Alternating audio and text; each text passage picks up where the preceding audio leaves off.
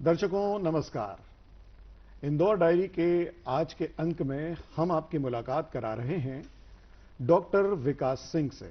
Doctor विकास Singh urologist हैं एवं kidney transplant विशेषज्ञ भी हैं।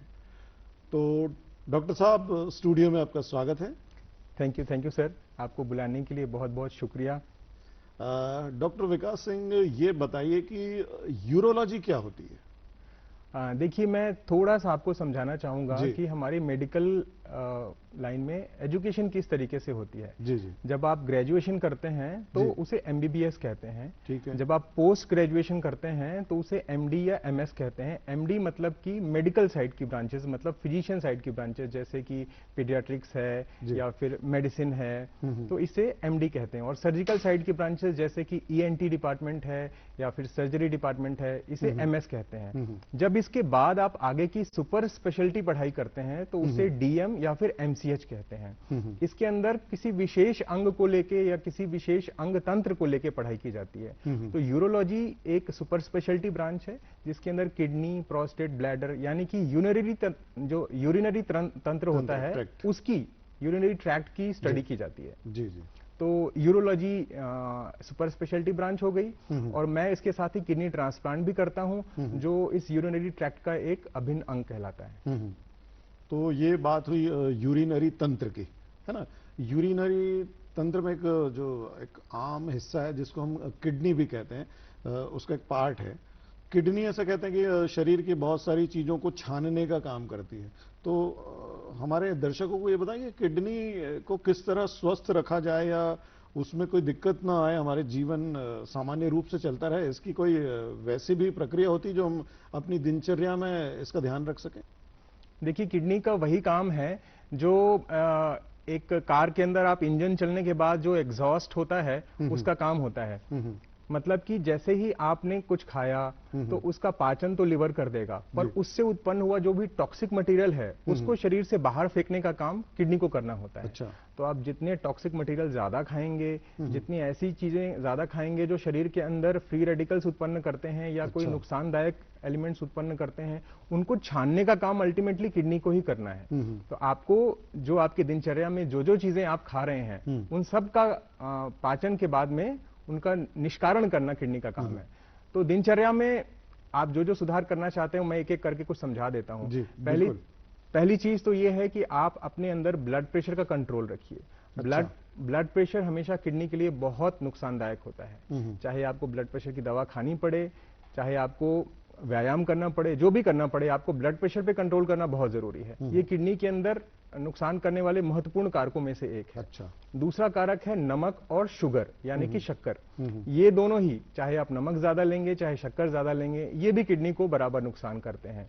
तीसरा जो प्रमुख कारण हमारे भारत में देखा जाता है वो है पथरी का बनना। अगर पथरी ज्यादा बनती है किडनी के अंदर, उसकी ट्यूब में जाके फंस जाती है तो ये भी किडनी को नुकसान करती है। तो इस तरीके से मैंने आपको 3-4 नॉर्मल जो सबसे महत्वपूर्ण कारण है वो बता दिए। आप इन पे ध्यान दीजिए। कभी ऐसा ना हो कि आपके अंदर पथरी बन गई है और आप उसको नजरअंदाज करते जा रहे हैं और आगे जाके ये किडनी को नुकसान कर जाए। इन चार बातों पे विशेषतः आप ध्यान रखें तो सामान्यतः किडनी ठीक ही रहेगी। तो ये अगर बात करें अपन सामान्यतः कि जैसे आपने कहा कि ब्लड प्रेशर बढ़ने से किडनी पे प्रभाव पड़ता है, तो ब्लड प्रेशर क्या सीधे किडनी को किस तरह इफेक्ट कर सकता है? जी, किडनी के अंदर क्या होता है कि 2 तरह की खून की नलियां होती हैं। एक तो वो नली होती है जो खून लाती है और खून का छनाव होता है, खून छनता है और उसमें से जो अपशिष्ट पदार्थ होते हैं वो निकल जाते हैं और वो बाहर यूरिन के फॉर्म में निकल जाते हैं। दूसरी खून की वो नली होती है जो किडनी को भरण पोषण के लिए खून ला रही होती है। जब आपका ब्लड प्रेशर ज्यादा होता है तो इन दोनों तरह की नलियों के अंदर बहुत सारा दबाव पड़ता है। अच्छा। और ये नलियां धीरे धीरे करके इस दबाव की वजह से चोटिल होती जाती हैं और धीरे धीरे सिकुड़ती भी जाती हैं। ये अल्टीमेटली किडनी के अंदर नुकसान करता है। और जितना ज्यादा प्रेशर होगा तो जो किडनी के अंदर छन्ने लगे हैं, जिन्हें हम नेफ्रॉन्स करते हैं, उनका भी डैमेज होता जाता है। तो ये नेफ्रॉन्स में जब डैमेज हो जाएगा तो छानने की प्रक्रिया भी बहुत स्लो हो जाती है। इसीलिए आपने देखा होगा कि जिनके अंदर ब्लड प्रेशर बहुत ज्यादा होता है और काफी दिनों से ब्लड प्रेशर बहुत ज्यादा चल रहा है, उनके अंदर धीरे धीरे करके किडनी की खराबी की वजह से यूरिन की मात्रा घटती जाती है। अच्छा। और फिर अल्टीमेटली यही बाद में जाके किडनी फेलियर का कारण बनता है। मैंने जितने भी ट्रांसप्लांट किए हैं उसमें से काफी सारे ट्रांसप्लांट केवल इस वजह से करने पड़े हैं क्योंकि जो पेशेंट है, मरीज हैं, उन्होंने अपने ब्लड प्रेशर पे ध्यान नहीं दिया और उनका ब्लड प्रेशर कई बार 200-250 के आसपास पहुंचता रहा और उन्होंने उसकी दवा टाइम पे नहीं ली। तो ये ब्लड प्रेशर बहुत इंपॉर्टेंट कारण है किडनी फेलियर का। अच्छा, ये जो जैसे आपने बताया कि 500 से ज्यादा आप किडनी ट्रांसप्लांट कर चुके हैं और ब्लड प्रेशर इसमें एक बड़ी भूमिका निभाता है, तो ये किडनी जब आप ट्रांसप्लांट कर देते हैं, मान लीजिए ब्लड प्रेशर के कारण किडनी खराब हुई है, अब मैंने मान लीजिए मुझे ब्लड प्रेशर की समस्या रही है और मैंने दवा ली है ना, आज मेरा ब्लड प्रेशर अगर 140 से ऊपर चला गया, 150 160 गया, मैंने दवा ले ली, उस दवा से वो ठीक हो गया, मैंने 3 दिन 4 दिन मॉनिटर कर लिया उसको और वो नॉर्मल आने लगा और मैंने फिर बंद कर दी उसको, अब रोज तो मैं उसको मॉनिटर कर नहीं पा रहा हूं, तो क्या फिर भी किडनी डैमेज हो सकती है? जी, ब्लड प्रेशर का जो दवाई का असर होता है वो तब तक ही रहता है जब तक आप उस दवा का सेवन करते हैं। अच्छा। तो जिस दिन आप उस दवा का सेवन नहीं करेंगे तो उस दिन आपका ब्लड प्रेशर बढ़ जाएगा। मतलब जैसे आज मैंने बंद कर दी, आज सुबह नहीं ली, तो कल अगर मैं चेक करूंगा तो उस दवा के प्रभाव से वो कम नहीं है? कुछ असर तो बचा रहता है। अच्छा। लेकिन अगर आप दवा बंद करेंगे तो डेफिनेटली आपका ब्लड प्रेशर बढ़ेगा। ब्लड प्रेशर कम करने के लिए और भी बहुत से तरीके होते हैं, जैसे अगर आप व्यायाम करेंगे, अपने खान पान में सुधार रखेंगे, नमक का सेवन कम करेंगे, तेल का सेवन कम करेंगे, तो धीरे धीरे आपका नेचुरल तरीके से भी ब्लड प्रेशर कम हो जाएगा। अगर आप दवा के साथ में इन सारे माध्यमों का इस्तेमाल करते हैं तो हो सकता है आपकी दवा की जरूरत है वो धीरे धीरे करके कम हो जाए और आप दवा से मुक्त भी हो जाएं। लेकिन जो अल्टीमेटली आपको देखना है वो ये है कि आपका ब्लड प्रेशर आपकी नॉर्मल लिमिट के अंदर होना चाहिए।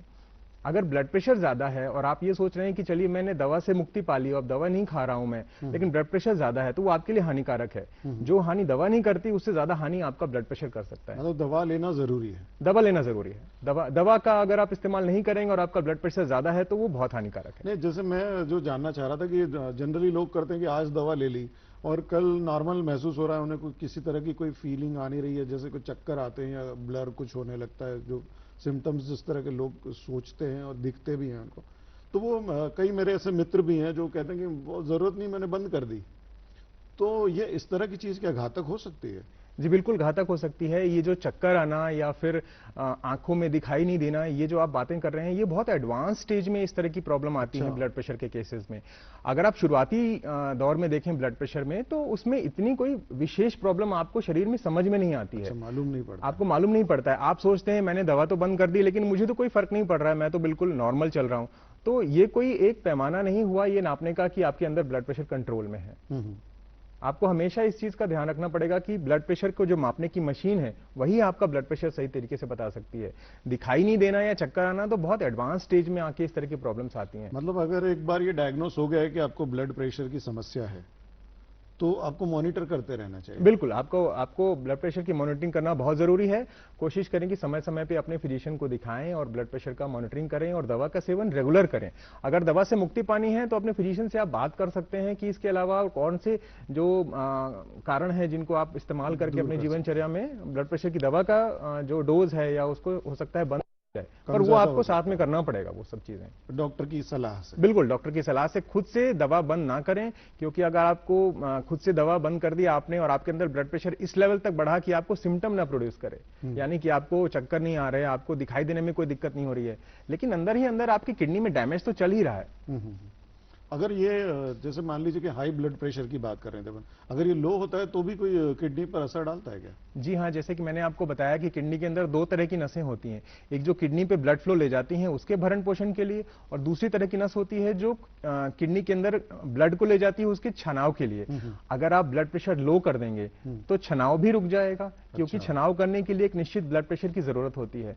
तो ब्लड प्रेशर लो हो जाए तो छनाव भी रुक जाएगा, और किडनी जो कि बहुत ज्यादा काम कर रही होती है, शरीर के बहुत ज्यादा डिमांडिंग ऑर्गन्स में से है, जिनको बहुत ज्यादा ब्लड चाहिए अपना काम करने के लिए, एक तरह से समझ लीजिए कि एक बहुत मेहनती ऑर्गन है, तो उस वजह से उसको ब्लड की मात्रा भी ज्यादा चाहिए। तो अगर आप उसको लो ब्लड प्रेशर की वजह से वहां पे ब्लड नहीं पहुंचा पाएंगे तो भी किडनी को डैमेज हो जाएगा। अच्छा, ये बताइए कि जैसे किडनी की आपने ये बात तो बता दी कि ब्लड प्रेशर का हमें ध्यान रखना है, और साथ ही नमक और शक्कर का भी इस्तेमाल थोड़ा सा लिमिट में करना है, जिससे हम किडनी को सुरक्षित रख पाएं और स्वस्थ रह पाएं।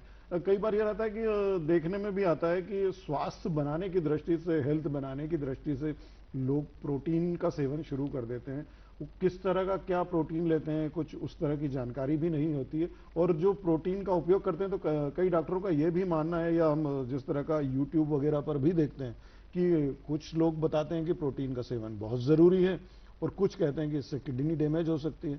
तो ये क्या भ्रम है, क्या मिथ है? और जैसा कि आप चर्चा के दौरान बता भी रहे थे कि आप YouTube पे इस तरह की दिग्भ्रमित करने वाली जो जानकारियां हैं उसके प्रति भी लोगों को अवेयर करने का एक बड़ा काम कर रहे हैं।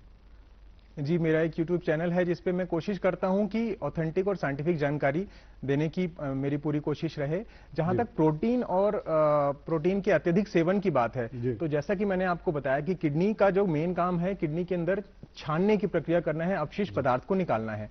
जब आप प्रोटीन का सेवन करते हैं तो प्रोटीन अपने छोटे छोटे टुकड़ों में टूट जाता है और जितना शरीर को जरूरत होती है वो शरीर रख लेता है, बाकी पार्ट शरीर को उसको छान के निकालना होता है।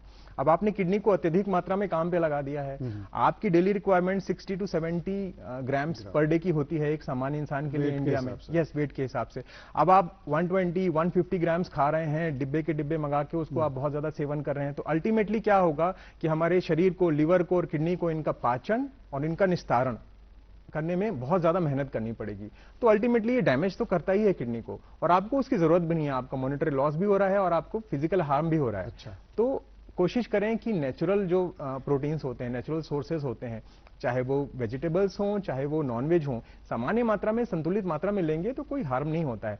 मेरा तो ये मानना है कि प्रोटीन के जो डिब्बा पैक जो आपके जो पैकेज प्रोटीन आते हैं उनका सेवन जरूरत पड़ने पे ही करें, कोशिश करें कि अवॉइड करें। हम लोग भी इसका इस्तेमाल करते हैं अपने पेशेंट्स में, जैसे ऑपरेशन के बाद कई बार उनको तंदुरुस्त करने के लिए खान पान कुछ दिनों के लिए डिस्टर्ब हुआ था तो प्रोटीन का सप्लीमेंट देते हैं। कई बार बच्चों में दुबले हैं, अगर प्रोटीन का सेवन नहीं कर पा रहे हैं, वेजिटेरियन डाइट पे हैं बहुत दिनों से, नॉनवेज का सेवन नहीं कर पा रहे हैं, उन कंडीशंस में देना पड़ता है प्रोटीन सप्लीमेंट। पर कोई इंसान 85-90 किलो का है, जिम जा रहा है और हर दिन 150-200 ग्राम प्रोटीन का सेवन कर रहा है, अल्टीमेटली ये किडनी को हार्म करेगा। मतलब तो जो जिमिंग कर रहे हैं उन लोगों को भी एक लिमिट में लेने की आवश्यकता है। लेकिन वो जैसे कुछ जिमर से हमारी जो चर्चा हुई वो तो कहते हैं कि हमें हमारी डेली की रिक्वायरमेंट होती है। जी, अगर आप बॉडी बिल्डिंग करेंगे तो बॉडी बिल्डिंग तभी होगी जब बॉडी में कुछ प्रोटीन जाएगा, क्योंकि बॉडी का जो बिल्ड है वो अल्टीमेटली जो इंफ्रास्ट्रक्चर है वो प्रोटीन को ही बनाना है। तो उनके लिए प्रोटीन की जरूरत होती है। पर मेरी सलाह उनके लिए भी यही रहेगी कि हमेशा सर्टिफाइड ब्रांड से प्रोटीन लें और डॉक्टर से कंसल्ट करें कि ये प्रोटीन सेफ है कि नहीं और कितनी मात्रा में ले सकते हैं। अत्यधिक मात्रा में लिया गया प्रोटीन, चाहे वो नॉर्मल इंसान हो, चाहे बॉडी बिल्डर हो, चाहे जिम गोवर्स हो, सबको नुकसान करेगा। मतलब कुल मिला के देखा जाए तो डॉक्टर की सलाह से अगर हम प्रोटीन या जो भी सप्लीमेंट्स का इस्तेमाल करते हैं तो जरूर हमारे शरीर के लिए फायदेमंद हो सकता है। आधे अधूरे और अधकचरे ज्ञान पे अगर हम अपना खुद का इलाज करने की कोशिश करेंगे तो शायद नुकसान भी हो सकता है। यही कहना चाह रहे हैं? बिल्कुल बिल्कुल, मेरा यही कहना था कि प्रोटीन का इलाज आप कोई YouTube वीडियो देख के या किसी इश्तेहार को देख के, विज्ञापन को देख के अपना सेवन ना बढ़ाएं। आपको कितनी जरूरत है आप डाइटिशियन से मिल सकते हैं कि आप जो नॉर्मल डाइट ले रहे हैं उसमें एग्जैक्टली कितना प्रोटीन आपको मिल रहा है। हो सकता है आप दाल चावल और घर की सिंपल खाने में इतना प्रोटीन आपको नहीं मिल पा रहा हो जितनी आपके शरीर की रिक्वायरमेंट है, और आप बढ़ते हुए एज ग्रुप में है तो हो सकता है वहां पे सप्लीमेंट की जरूरत पड़े। पर इसका मतलब ये नहीं है कि आप बहुत ज्यादा मात्रा में प्रोटीन लेने लग जाएं। मतलब नेचुरल फॉर्म में अगर हमें प्रोटीन उपलब्ध हो रहा है तो हमारे शरीर के लिए निश्चित ही बहुत ज्यादा फायदेमंद होगा। ये बात तो हुई प्रोटीन और किडनी के बारे में। और जैसा कि आपकी यूरोलॉजी से रिलेटेड जब हम बात कर रहे थे तो प्रोस्टेट भी इसी से जुड़ा हुआ एक अंग है। जी हाँ, प्रोस्टेट भी यूरोलॉजी जो ब्रांच होती है उसके अंदर ही प्रोस्टेट की सारी समस्याएं और उनका निदान आता है। प्रोस्टेट को लेके बहुत मिस इन्फॉर्मेशन है। बहुत सारे हम वीडियो भी देखते हैं कि वो फला तरीके से ठीक हो जाएगा, ये हो जाएगा। क्या इनमें कुछ सत्यता होती है? क्या किस तरह इन चीजों को हमें कितना उन पर विश्वास करना चाहिए और कितना आजमाना चाहिए? देखिए, प्रोस्टेट कुछ ऐसा ही है जैसे कि आपके शरीर में कान है। अभी मैं आपको बोलूं कि आपका कान ठीक हो जाएगा क्या, तो ये तो बड़ा मुश्किल हो गया। मतलब आपके शरीर का एक अंग है जिसे ठीक क्यों करना है? ठीक तो तभी करना है जब उसमें कोई खराबी होगी, कान में कुछ खराबी होगी तभी तो आप ठीक करेंगे। कान की उपस्थिति मात्र से आपको कोई तकलीफ नहीं होती है, वो तो अपना काम कर रहा है। ऐसे ही प्रोस्टेट हमारे अंदर कुछ काम उसका रहता है, सेक्सुअल ऑर्गन है वो, उसका कुछ एक पर्टिकुलर काम रहता है, एक निश्चित एज तक करता है। लेकिन एक प्रोस्टेट के अंदर एक विशेष बात है कि जब आप 50 की उम्र क्रॉस करते हैं तो वो धीरे धीरे बढ़ने लगता है। आपको मालूम होगा कि ये शरीर का हर अंग है वो उम्र के साथ साथ साइज में घटता है। आपका लिवर भी छोटा होने लगता है, किडनी भी श्रिंक होने लगती है, हार्ट भी छोटा होने लगता है, काम कम करता है। लेकिन प्रोस्टेट एक ऐसा अंग है जैसे ही आप 40-50 की उम्र क्रॉस करते हैं वो साइज में बढ़ने लगता है। इस साइज में बढ़ने की वजह से एक प्रॉब्लम होती है कि आपको यूरिन का पैसेज जो है वो थोड़ा सा मुश्किल हो जाता है, क्योंकि यूरिन का पैसेज उसी प्रोस्टेट के थ्रू होता है, उसके बीच में से होकर निकलता है। तो जब प्रोस्टेट धीरे धीरे साइज में बढ़ता है तो बीच वाले पैसेज को वो कंप्रेस करने लगता है, दबाने लगता है। तो प्रोस्टेट को ट्रीट करना जरूरी नहीं है। प्रोस्टेट की वजह से होने वाली कोई प्रॉब्लम अगर है, अगर कुछ उसमें तकलीफ हो रही है, आपको यूरिन पास करने में कोई तकलीफ है, या फिर प्रोस्टेट कैंसर अगर हो गया है, तो उसका ट्रीटमेंट करना जरूरी है, ना कि प्रोस्टेट का ट्रीटमेंट करना। प्रोस्टेट एक आपका शरीर का एक सामान्य अंग ही है। जी जी। तो ये बढ़ती उम्र की एक बीमारी है, ये कह सकते हैं कि उम्र के हिसाब से शरीर का जो क्षय होता है उसमें ये इस अंग की भी अपनी परेशानी होती है। तो इसको हम किस तरह कम कर सकते हैं, किस तरह इसमें बचाव कर सकते हैं? ऐसे कोई घरेलू उपाय भी हो सकते हैं? हालांकि आप डॉक्टर हैं, चिकित्सा करते हैं, लेकिन ऐसे कोई उपाय भी तो होंगे जिनसे हम इन चीजों से बच सकते हैं या थोड़ा सा इसको और डिले कर सकते हैं उस स्थिति तक आने से। देखिए, प्रोस्टेट का क्या है कि प्रोस्टेट हमारे शरीर में रहता है, धीरे धीरे उम्र के साथ में बढ़ता है। अगर आपको ये कोई तकलीफ नहीं दे रहा है तो आपको कुछ भी करने की जरूरत नहीं है। ठीक है। जैसे ही आपके शरीर में कुछ प्रॉब्लम करने लगता है, जैसे यूरिनरी प्रॉब्लम, जैसे कि आपको बार बार यूरिन जाना पड़ रहा है, रात में नींद खुल रही है, आपको पेशाब में जलन हो रही है, या कोई पथरी बनने लग गई है, तब आपको इसके ट्रीटमेंट के बारे में सोचना है। इसका ट्रीटमेंट हमेशा हम लोग स्टार्ट करते हैं घरेलू उपाय से। अच्छा। घर में दिनचर्या में कुछ परिवर्तन करके आप इन सिम्टम्स से बच सकते हैं और इसकी तकलीफ से बच सकते हैं। अगर फिर भी कोई तकलीफ बनी रहती है या पूरी तरीके से उपचार दिनचर्या को सुधार के नहीं हो पा रहा है, तब हम दवाइयों की तरफ जाते हैं। इसके अलावा प्रोस्टेट कैंसर भी एक इंपॉर्टेंट कॉज है इंडिया के अंदर। पुरुषों की जो वृद्धावस्था है उसके अंदर मृत्यु दर जो है उसमें बहुत इंपॉर्टेंट कॉज प्रोस्टेट कैंसर है। तो हमारे इंडिया में भी ये बहुत ज्यादा बढ़ने लग गया है। इसका एक इंपॉर्टेंट कारण ये है कि हमारी लाइफ एक्सपेक्टेंसी बढ़ने लग गई है। अब हम ज्यादा दिनों तक जीवित रहते हैं, तो क्योंकि प्रोस्टेट कैंसर 50 की उम्र के बाद ही होता है, तो हमारे जो पॉपुलेशन है, जो जनसंख्या है, उसके अंदर ऐसे ग्रुप ऑफ लोगों की संख्या बढ़ती जा रही है जो 50 से ज्यादा हैं और पुरुष हैं। इस वजह से प्रोस्टेट कैंसर अब ज्यादा पाया जाता है, प्रोस्टेट की समस्याएं भी ज्यादा देखने में आ रही हैं। तो ये जो आप घरेलू उपचार जो बताते हैं जनरली, क्या हम हमारे दर्शकों के साथ उसे शेयर कर सकते हैं? जी, मैं बताता हूं आपको। अगर आपको यूरिन से रिलेटेड कोई प्रॉब्लम हो रही है, आपको बार बार उठना पड़ रहा है रात में, या फिर आपको जलन हो रही है, तो सबसे पहले तो एक विजिट तो आपको डॉक्टर की, मतलब यूरोलॉजिस्ट की करनी चाहिए, ये देखने के लिए कि आपके शरीर में कोई विशेष प्रॉब्लम तो नहीं है। अगर छोटी मोटी शुरुआती प्रोस्टेट से रिलेटेड प्रॉब्लम आ रही है जिसमें थोड़ा रुकावट हो रही है, तो आप कुछ तरीके अपना सकते हैं जिनसे आपको यूरिनरी सिम्टम्स में रिलीफ मिल सकता है। मैं आपको समझाता हूं। जैसे कि हम इंदौर वासी हैं तो सेव और मसालेदार और नमकीन चीजें लेना बहुत पसंद करते हैं। बिना सेव तो खाना ही नहीं होगा, खाना नहीं खा पाते हैं। तो अगर हमें इन सिम्टम्स से बचना है तो हमें इन आदतों को थोड़ा छोड़ना पड़ेगा। तो सेव थोड़ी छोड़नी पड़ेगी। हाँ, सेव कम करनी पड़ेगी। ये आपके ब्लड प्रेशर में भी फायदा करेगी। अच्छा। अगर आप सेव कम लेंगे, तेल कम खाएंगे, अचार कम खाएंगे, तो आपका ब्लड प्रेशर भी कंट्रोल में रहेगा। जो सेव के अंदर बहुत सारा तेल और नमक रहता है, और ये दोनों ही ब्लड प्रेशर को बढ़ाते हैं। इसके अलावा जब इनका पाचन होता है तो शरीर में कुछ ऐसे केमिकल्स बनते हैं जो हमारे प्रोस्टेट और ब्लैडर को सेंसिटिव बना देते हैं, यानी कि उनको उत्तेजना की अवस्था में ला देते हैं। फिर आपको जो यूरिन है, यूरिन आपका एसिडिक होता है। अगर आपका ब्लैडर सेंसिटिव है, प्रोस्टेट सेंसिटिव है, तो उस वक्त जब यूरिन उस सेंसिटिव ऑर्गन से होकर निकलता है तो आपको तकलीफ होती है। तो अगर खान पान में आप मिर्च मसालेदार चीजें कम खाएंगे तो थोड़ा सिम्टम्स में आराम रहेगा। इसके अलावा अगर आपको रात में बार बार उठना पड़ता है तो कोशिश करें कि सोने से पहले आप 1-2 बार यूरिन करके सोएं। और शाम के वक्त अगर कोई कॉन्ट्राइंडिकेशन नहीं है तो आप पानी थोड़ा कम पिएं। 6-7 बजे के बाद अपनी पानी की जो मात्रा है इंटेक लेने की, वो थोड़ा कम कर दें। जो आपकी शाम की या रात की दवाइयां हैं वो थोड़ा सा पहले ले लें। बिस्तर पे जाने से ठीक पहले अगर आप 1-2 ग्लास पानी पिएंगे और किडनी उसको छान के आपके ब्लैडर में भरेगी, जिसकी मात्रा सीमित है जो ब्लैडर स्टोर कर सकता है, तो अल्टीमेटली आपको यूरिन करने के लिए उठना पड़ेगा।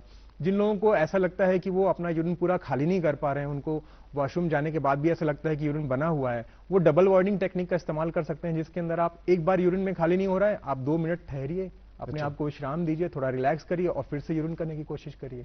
इस तरीके से आप अपना यूरिन का जो स्टोरेज है वो कम कर पाएंगे। और इन सब तरीकों को अपनाने की वजह से आपको, क्योंकि यूरिन अंदर कम रुकेगा, तो आपको इन्फेक्शन भी कम होगा। अल्टीमेटली आपको पेशाब में जलन और इस तरह की और भी बहुत सारी समस्याओं से आराम मिल जाएगा। अच्छा, ये आपने बताया कि शाम के समय पानी कम पीना चाहिए। डॉक्टर साहब, क्या पानी की लिमिट भी कुछ होती है, जैसे कुछ कहते हैं कि हमें ज्यादा से ज्यादा पानी पीना चाहिए। तो थोड़ा अधिक मात्रा में तो आप पी सकते हैं, लेकिन बहुत ज्यादा अधिक मात्रा में पानी पीना भी नुकसानदायक होता है। तो मेरा जो कहने का तात्पर्य यह है कि आपको जितनी जरूरत है आप उतना पानी पीजिए। सामान्यतः हमारे इंदौर जैसे इन्वायरमेंट में आप 2.5 से 3 लीटर पानी अगर दिन में पीते हैं और बहुत ज्यादा बाहर खुले में काम नहीं करते हैं तो वो सफिशिएंट रहता है। मतलब लेबर वर्क नहीं है तो 3 लीटर इज सफिशिएंट है। 3 लीटर में आपको पथरी भी नहीं होगी, किडनी भी स्वस्थ रहेगी, ब्लड प्रेशर भी कंट्रोल रहेगा और शरीर के अंदर कोई हानिकारक पदार्थ भी इकट्ठे नहीं होंगे। अच्छा, जब पथरी की आपने 2-3 बार बात की है, किडनी खराब होने में भी एक महत्वपूर्ण उसका रोल बताया है, तो पथरी ना हो इसका भी कोई उपाय बताएं तो जरा फायदेमंद हो हमारे दर्शकों के लिए। जी, इसका रामबाण भी पानी ही है। अच्छा, पानी ही इसका रामबाण है, सबसे बड़ा रामबाण है। हमारा सारा ध्यान तो चला जाता है कि वो सारे खाद्य पदार्थ आप बता दीजिए डॉक्टर साहब की कौन सी हरे पत्तेदार सब्जी नहीं खानी है, कौन सी दानेदार सब्जी नहीं खानी है, या और क्या चीजें नहीं खानी है। मैं कुछ चीजें बता देता हूं जो इसमें फायदेमंद रहेंगी। सबसे पहला रामबाण, पानी अच्छा पीजिए। अगर आप पानी अच्छी मात्रा में सेवन करेंगे, पानी कम से कम इतना पिएंगे कि आपको 1.5 से 2 लीटर यूरिन डेली बन रहा है, तो पथरी बनने की संभावना कम से कम रहेगी। इसके अलावा आप अपने इन्वायरमेंट पे भी ध्यान दीजिए। अगर आप शुष्क वातावरण में रहते हैं तो उसके अनुसार आप पानी की मात्रा बढ़ा लें।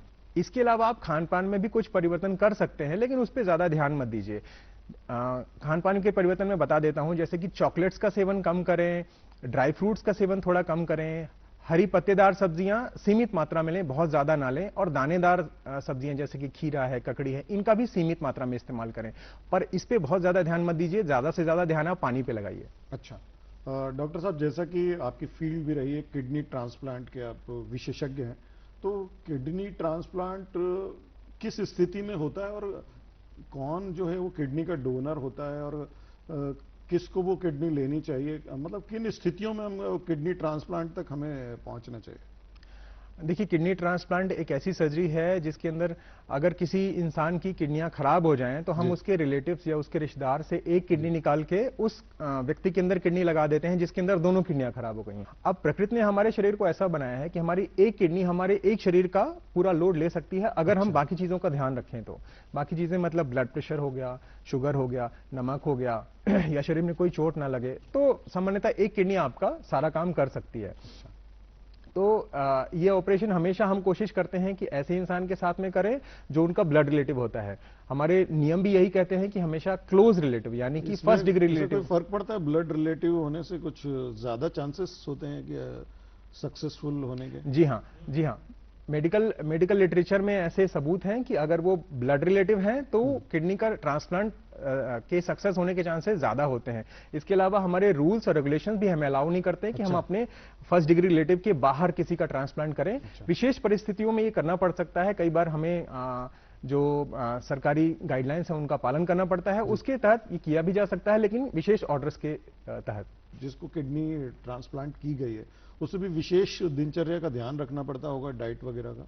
जी हाँ, जब हम किसी दूसरे व्यक्ति की किडनी किसी पेशेंट में लगाते हैं तो कई बार किडनी के रिजेक्ट होने के चांसेस बढ़ जाते हैं। रिजेक्ट होने का मतलब है कि बाहर से लगाई गई किडनी को आपका शरीर किसी और अंग की तरह लेता है, ऑब्वियसली, क्योंकि बाहर से किडनी लगी है तो वो उसके अंदर अपनी रोग प्रतिरोधक क्षमता का इस्तेमाल करके उसको शरीर से बाहर निकालने की, उसको मारने की कोशिश करता है। अच्छा। इस वजह से हमें उस इंसान की रोग प्रतिरोधक क्षमता को थोड़ा कम करके रखना पड़ता है ताकि उस किडनी का बचाव हो सके, उस किडनी को उस व्यक्ति का शरीर मारे नहीं। इस वजह से जो फॉरेन बॉडी की तरह लेता है, इस वजह से हमें कोशिश करनी पड़ती है कि वो इंसान जिसको किडनी लगी है, क्योंकि उसकी रोग प्रतिरोधक क्षमता थोड़ी कम है, वो इन्फेक्शन से और शरीर इन्फेक्शन के अलावा और भी कई सारी चीजें होती हैं जो इस कंडीशन में बन सकती हैं, कुछ कैंसर्स भी होते हैं, इनसे बचाव करने के लिए हमें उन पे ध्यान देना पड़ता है। विशेष एक दिनचर्या का पालन करना पड़ता है कि ऐसे बहुत ज्यादा भीड़ भाड़ वाले इलाके में जहां पे कुछ बीमारी फैल जाने के चांसेस हों वो बचें, और दवाइयों का सेवन समय समय पे करना बहुत जरूरी है। अगर आपने किडनी ट्रांसप्लांट कराया है और आपने दवाइयां छोड़ दी तो कुछ दिनों में ही वो आपकी जो शरीर की रोग प्रतिरोधक क्षमता है, आपकी किडनी जो ट्रांसप्लांटेड किडनी है, उसको मारने की कोशिश करने लग जाएगी। अच्छा, तो ये बात हुई किडनी की। जैसे कि अपन पहले चर्चा कर रहे थे डॉक्टर साहब आपसे कि किडनी जो है छानने का काम करती है, प्यूरिफाई करती है, तो क्या ये वेरिकोज वेन से भी कुछ इसका रिलेशन होता है? वेरिकोज वेन देखिए, हमारी जो शरीर के अंदर दो तरह की जो नसें होती हैं, एक जो ब्लड को लेके जाती है, दूसरा ब्लड को लेके आती है। ठीक है। तो जो वेरिकोज वेन नामक बीमारी है वो तो ऐसी बीमारी है जिसके अंदर शरीर के अंदर जो ब्लड वापस लाके हार्ट में पहुंचाने की नसें हैं उनमें कुछ खराबी आ जाए, उनके वैल्स में खराबी हो जाए। हालांकि ये मेरा विषय नहीं है वेरिकोज वेन का, पर इसका किडनी से कोई खास संबंध नहीं है। अगर इन वैल्स में कोई खराबी हो जाए तो उल्टा फ्लो होने लगता है, कई बार सीधा फ्लो रुक जाता है, मतलब पैरों से हार्ट की तरफ का फ्लो ना होने की बजाय हार्ट से पैरों की तरफ का फ्लो होने लगता है। जी जी। चलिए डॉक्टर साहब, आपने बहुत सारी जानकारियां दे दी। हालांकि जो आपकी फील्ड नहीं थी, हमने उस बारे में भी आपसे चर्चा की और आपने उस बारे में भी हमारे दर्शकों को संतुष्ट करने की कोशिश की है। आपके साथ ये मुलाकात बहुत अच्छी रही और हमारे दर्शकों को भी निश्चित इससे लाभ मिलेगा। तो आज का इंदौर डायरी का ये अंक हम यहीं समाप्त करते हैं। अगले अंक में आपसे फिर मुलाकात होगी। तब तक के लिए नमस्कार।